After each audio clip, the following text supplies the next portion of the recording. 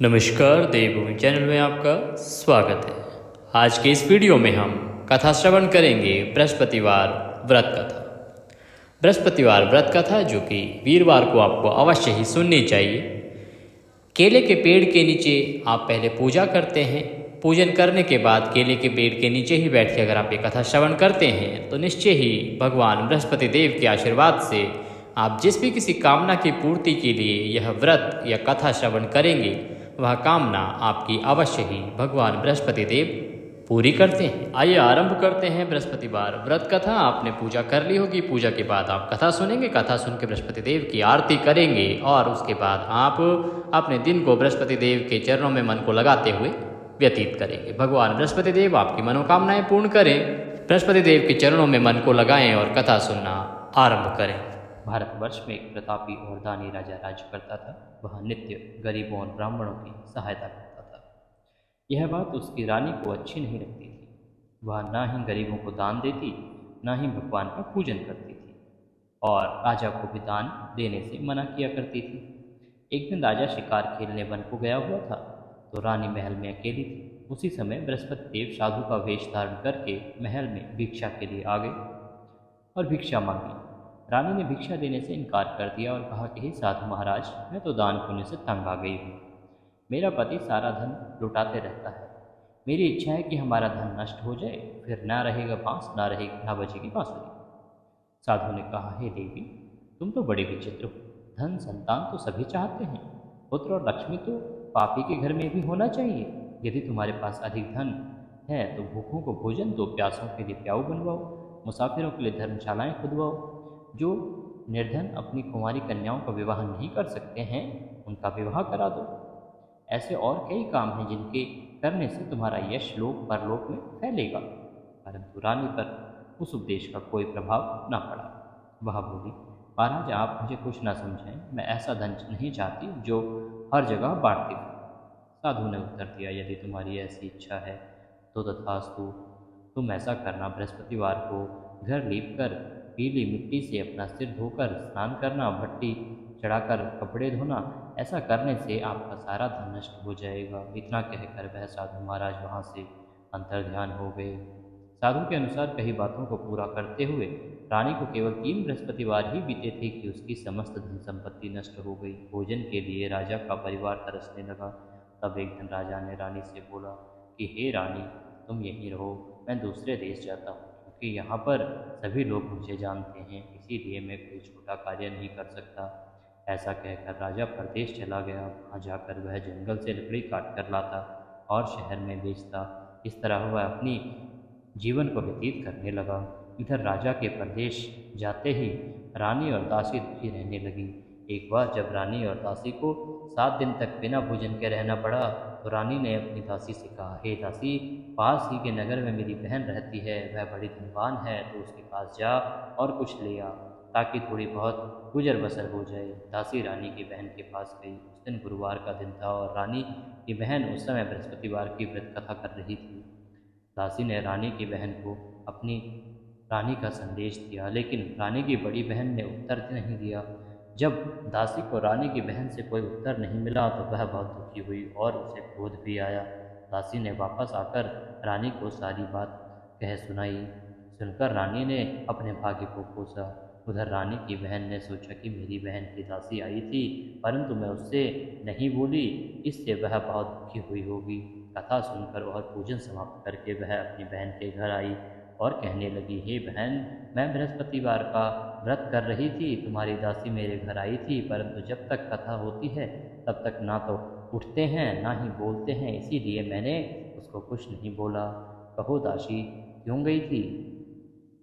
रानी बोली, बहन, तुमसे क्या छिपाऊं, हमारे घर में खाने को अनाज नहीं था। ऐसा कहते कहते रानी की आंखें भर आई।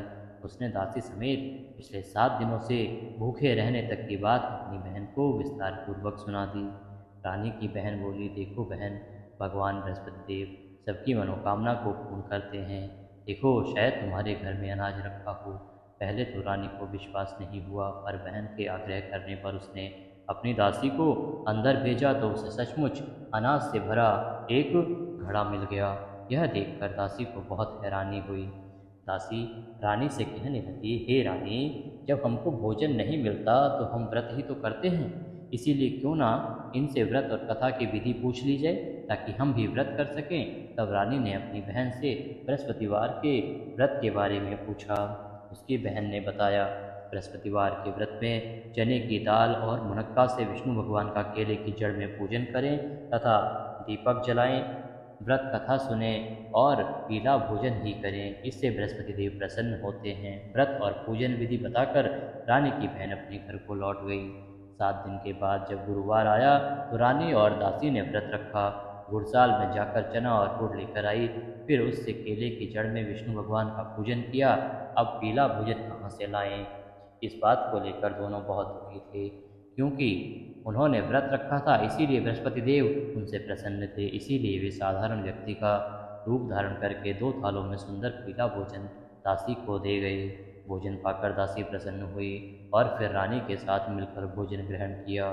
बोले बृहस्पति भगवान की जय। उसके बाद वे सभी गुरुवार को व्रत और पूजन करने लगे।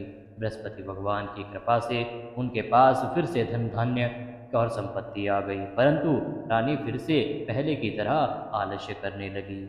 तब दासी बोली, देखो रानी, तुम पहले भी इस प्रकार आलस्य करती थी, तुम्हें धन रखने में कष्ट होता था, इस कारण सभी धन नष्ट हो गया, और अब जब बृहस्पति की कृपा से धन मिला है तो तुम्हें फिर से आलस्य होता जा रहा है। रानी को समझाते हुए दासी कहती है कि बड़ी मुसीबतों के बाद हमने यह धन पाया है, इसीलिए हमें दान पुण्य करना चाहिए, भूखे मनुष्यों को भोजन कराना चाहिए और धन को शुभ कार्यों पर खर्च करना चाहिए, जिससे तुम्हारा कुल का यश बढ़ेगा, स्वर्ग की प्राप्ति होगी और पितृ प्रसन्न होंगे। दासी की बात मानकर रानी अपना धन शुभ कार्यों पर खर्च करने लगी, जिससे पूरे नगर में उसका यश फैलने लगा। बृहस्पतिवार व्रत कथा के बाद श्रद्धा के साथ आरती की जानी चाहिए। इसके बाद प्रसाद बांटकर उसे ग्रहण करना चाहिए। एक दिन राजा दुखी होकर जंगल में एक पेड़ के नीचे आसन जमा कर बैठ गया। वह अपनी दशा को याद करते हुए व्याकुल हो रहा था। बृहस्पतिवार का दिन था। एकाएक उसने देखा कि निर्जन वन में एक साधु प्रकट हुए। वह साधु वेश में स्वयं बृहस्पति देव थे। लकड़हारे के सामने आकर बोले, हे लकड़हारे, इस सुनसान जंगल में तुम क्या कर रहे हो? लकड़हारे ने दोनों हाथ जोड़कर प्रणाम किया और उत्तर दिया, महात्मा जी, आप सब कुछ जानते हैं, मैं क्या हूँ। यह कहकर रोने लगा और साधु को अपनी आत्मकथा कह सुनाई। महात्मा जी ने कहा, तुम्हारी स्त्री ने बृहस्पतिवार के दिन बृहस्पति भगवान का निरादर किया है, जिसके कारण रुष्ट होकर उन्होंने तुम्हारी यह दशा कर दी है। अब तुम चिंता को दूर करके मेरे कहने पर चलो तो तुम्हारे सब कष्ट दूर हो जाएंगे और भगवान पहले से अधिक संपत्ति देंगे। तुम बृहस्पतिवार के दिन कथा किया करो। 2 पैसे के चने मुनक्का लाकर उसका प्रसाद बनाओ और शुद्ध जल से लोटे में शक्कर मिलाकर अमृत तैयार करो। कथा के पश्चात अपने सारे परिवार और सुनने वाले प्रेमियों में अमृत व प्रसाद बांटकर आप भी ग्रहण करो। ऐसा करने से भगवान तुम्हारी सब मनोकामनाएं पूरी करेंगे। साधु के ऐसे वचन सुनकर लकड़हारा बोला, हे प्रभु, मुझे लकड़ी बेचकर इतना पैसा नहीं मिलता है जिससे कि भोजन के उपरांत कुछ बचा सकूं। मैंने रात्रि में अपनी स्त्री को व्याकुल देखा है। मेरे पास कुछ भी नहीं है जो कि मैं उसकी खबर मंगा सकूं। साधु ने कहा, हे लकड़हारे, तुम किसी बात की चिंता मत करो। बृहस्पति के दिन तुम रोजाना की तरह लकड़ियाँ लेकर शहर को जाओ। तुमको रोज से दुगना धन प्राप्त होगा, जिससे तुम भली भांति भोजन कर लोगे तथा बृहस्पति देव की पूजा का सामान भी आ जाएगा। इतना कहकर साधु अंतर्ध्यान हो गए। धीरे धीरे समय व्यतीत होने पर फिर वही बृहस्पतिवार का दिन आया। लकड़हारा जंगल से लकड़ी काटकर किसी शहर में बेचने गया। उसे उस दिन और दिन से अधिक पैसा मिला। राजा ने चना गुड़ आदि लाकर गुरुवार का व्रत किया। उस दिन से उसके सभी क्लेश दूर हुए, परंतु जब दोबारा गुरुवार का दिन आया तो बृहस्पतिवार का व्रत करना भूल गया। इस कारण बृहस्पति भगवान नाराज हो गए। उस दिन उस नगर के राजा ने विशाल यज्ञ आयोजन किया तथा शहर में यह घोषणा कर दी कि कोई भी मनुष्य अपने घर में भोजन न बनावे, न आग जलावे। समस्त जनता मेरे यहाँ भोजन करने आवे। इस आज्ञा को जो न मानेगा उसे फांसी की सजा दी जाएगी। इस तरह की घोषणा संपूर्ण नगर में करवा दी गई। राजा की आज्ञा अनुसार शहर के सभी लोग भोजन करने गए, लेकिन लकड़हारा कुछ देर से पहुंचा, इसीलिए राजा उसको अपने साथ घर ले गया और ले जाकर भोजन करा रहे थे तो रानी की दृष्टि उस खूंटी पर पड़ी जिस पर उसका हार लटका हुआ था। वह वहाँ दिखाई नहीं दिया। रानी ने निश्चय किया कि मेरा हार इस मनुष्य ने चुरा लिया है। उसी समय सिपाहियों को बुलाकर उसको कारागार में डलवा दिया। जब लकड़हारा कारागार में पड़ गया और बहुत दुखी होकर विचार करने लगा कि न जाने कौन से पूर्व जन्म के कर्म से मुझे यह दुख प्राप्त हुआ है, और उसी साधु को याद करने लगा जो कि जंगल में मिला था। उसी समय तत्काल बृहस्पति देव साधु के रूप में प्रकट हुए। उसकी दशा को देखकर कहने लगे, हे मूर्ख, तूने बृहस्पति देव की कथा नहीं करी, इस कारण तुझे दुख प्राप्त हुआ है। अब चिंता मत कर, बृहस्पतिवार के दिन कारागार के दरवाजे पर 4 पैसे पड़े मिलेंगे, उनसे तू बृहस्पति देव की पूजा करना, तेरे सभी कष्ट दूर हो जाएंगे। बृहस्पति के दिन उसे 4 पैसे मिले। लकड़हारे ने कथा कही। उसी रात्रि को बृहस्पति देव ने उस नगर के राजा को स्वप्न में आकर कहा, हे राजा, तूने जिस आदमी को कारागार में बंद कर रख दिया है वह निर्दोष है, वह राजा है, उसे छोड़ देना। रानी का हार उसी खूंटी पर लटका है। अगर तू ऐसा नहीं करेगा तो मैं तेरे राज्य को नष्ट कर दूंगा। इस तरह रात्रि के स्वप्न को देखकर राजा प्रातः काल उठा और खूंटी पर हार देखकर लकड़हारे को बुलाकर क्षमा मांगी तथा लकड़हारे को योग्य सुंदर वस्त्र आभूषण देकर विदा किया। बृहस्पति देव की आज्ञा अनुसार लकड़हारा अपने नगर को चल दिया। राजा जब अपने नगर के निकट पहुंचा तो उसे बड़ा आश्चर्य हुआ। नगर में पहले से ही अधिक बाग, तालाब, कुएं तथा बहुत सी धर्मशाला, मंदिर आदि बन गए थे। राजा ने पूछा, यह किसका बाग और धर्मशाला है? तब नगर के सब लोग कहने लगे, यह सब रानी और बांदी के हैं। जो राजा को आश्चर्य हुआ और गुस्सा भी आया। जब रानी ने यह खबर सुनी कि राजा आ रहे हैं तो उन्होंने बांदी से कहा, हे दासी, देख राजा हमको कितनी बुरी हालत में छोड़ गए थे, हमारी ऐसी हालत देखकर वे लौट ना जाएं, इसीलिए तू दरवाजे पर खड़ी हो जा। आज्ञा अनुसार दासी दरवाजे पर खड़ी हो गई। राजा आए तो उन्हें अपने साथ लिवा लाई। तब राजा ने क्रोध करके अपनी रानी से पूछा कि यह धन तुम्हें कैसे प्राप्त हुआ? तब रानी ने कहा, हमें यह धन बृहस्पति देव के इस व्रत के प्रभाव से प्राप्त हुआ है। राजा ने निश्चय किया कि 7 रोज बाद तो सभी बृहस्पति देव का पूजन करते हैं, परंतु मैं प्रतिदिन 3 बार कहानी तथा रोज व्रत किया करूँगा। अब हर समय राजा के दुपट्टे में चने की दाल बंधी रहती तथा दिन में 3 बार कहानी कहता। एक रोज राजा ने विचार किया कि चलो अपनी बहन के यहाँ हो आएं। इस तरह निश्चय कर राजा घोड़े पर सवार होकर अपनी बहन के यहाँ को चलने लगा। मार्ग में उसने देखा कि कुछ आदमी मुर्दे को लिए जा रहे हैं। उन्हें रोककर राजा कहने लगा, अरे भाइयों, मेरी बृहस्पति देव की कथा सुन लो। वे बोले, लो, हमारा तो आदमी मर गया है, इसको अपनी कथा की पड़ी है। परंतु कुछ आदमी बोले, अच्छा कहो, हम तुम्हारी कथा भी सुनेंगे। राजा ने दाल निकाली और जब कथा आधी हुई कि मुर्दा हिलने लग गया, और जब कथा समाप्त हो गई तो राम राम करके मनुष्य उठकर खड़ा हो गया। आगे मार्ग में उसे एक किसान खेत में हल चलाता मिला।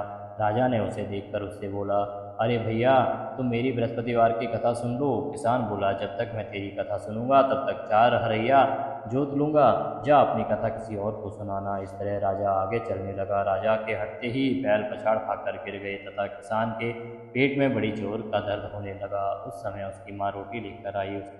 उसने जब यह देखा तो अपने पुत्र से सब हाल पूछा और बेटे सभी हाल कह दिया।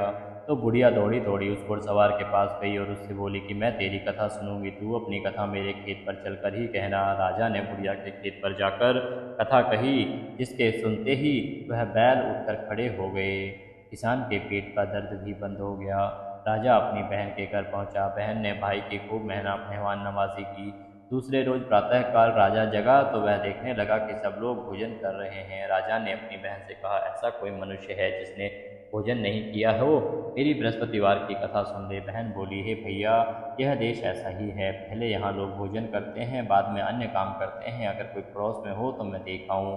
वह ऐसा कहकर देखने चली गई, परंतु उसे कोई ऐसा व्यक्ति नहीं मिला जिसने भोजन न किया हो। अतः वह एक कुम्हार के घर गई जिसका लड़का बीमार था। उसे मालूम हुआ कि उसने यहाँ 3 दिन से भोजन नहीं किया है। रानी ने अपने भाई की कथा सुनने के लिए कुमार से कहा। वह तैयार हो गया। राजा ने जाकर बृहस्पतिवार की कथा कही, जिसको सुनकर उसका लड़का ठीक हो गया। अब तो राजा की प्रशंसा होने लगी। एक रोज़ राजा ने अपनी बहन से कहा कि हे बहन, हम अपने घर को जाएंगे, तुम भी तैयार हो जाओ। राजा की बहन ने अपने सास से कहा। सास ने कहा, हाँ चली जा, परंतु अपने लड़के को मत ले जा, क्योंकि तेरे भाई के कोई औलाद नहीं है। बहन ने अपने भैया से कहा, हे भैया, मैं तो चलूँगी पर कोई बालक नहीं जाएगा। राजा बोला, जब कोई बालक नहीं चलेगा तब तू क्या ही करेगी। बड़े दुखी मन से राजा अपने नगर को लौट गया। राजा ने अपनी रानी से कहा, हम निर्वंशी हैं, हमारा मुँह देखने का धर्म नहीं है और कुछ भोजन आदि नहीं किया। रानी बोली, हे प्रभु, बृहस्पति देव ने हमें सब कुछ दिया है, वह हमें औलाद अवश्य देंगे। उसी रात को बृहस्पति देव ने राजा से स्वप्न में कहा, हे राजा, उठ, सभी सोच त्याग दे, तेरी रानी गर्भ से है। राजा यह बात सुनकर बहुत खुश हुआ। 9वें महीने में उसके गर्भ से एक सुंदर पुत्र पैदा हुआ। तब राजा बोला, हे रानी, स्त्री बिना भोजन के रह सकती है पर बिना कहे नहीं रह सकती। जब मेरी बहन आवे तुम उससे कुछ कहना मत। रानी ने सुनकर हाँ कर दिया। जब राजा की बहन ने यह शुभ समाचार सुना तो वह बहुत खुश हुई तथा बधाई लेकर अपने भाई के यहाँ आई। तभी रानी ने कहा, घोड़ा चढ़कर तो नहीं आई, गधा चढ़ के आई।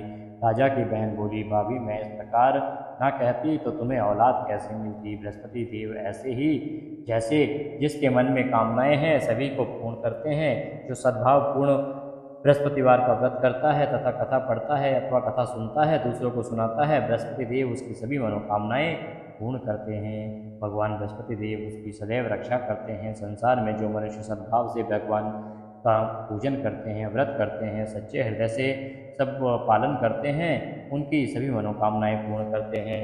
जैसी सच्ची भावना से रानी और राजा ने उसकी कथा का गुणगान किया तो उनके सभी इच्छाएं बृहस्पति देव ने पूर्ण की थी। इसीलिए पूर्ण कथा सुनने के बाद प्रसाद लेकर जाना चाहिए। हृदय से उसका मनन करते हुए जयकारा बोलना चाहिए। बोलो बृहस्पति देव की जय, देव भगवान विष्णु की जय। इसी के साथ कथा यहाँ पर समाप्त होती है। अब भगवान बृहस्पति देव की आप आरती करेंगे, आरती करके भोग लगाएंगे और सभी को प्रसाद वितरित करेंगे और अपने जो व्रत के नियम हैं उनका पालन करते हुए अपने दिन को व्यतीत करेंगे। भगवान बृहस्पति देव के आशीर्वाद से आपके सभी काम बने, आपकी मनोकामनाएं पूर्ण हो। इसी कामना के साथ अभी आपसे विदा लेते हैं। वीडियो को लाइक करना ना भूलें। कमेंट बॉक्स में जय बृहस्पति देव, जय श्री हरि विष्णु लिखना ना भूलें।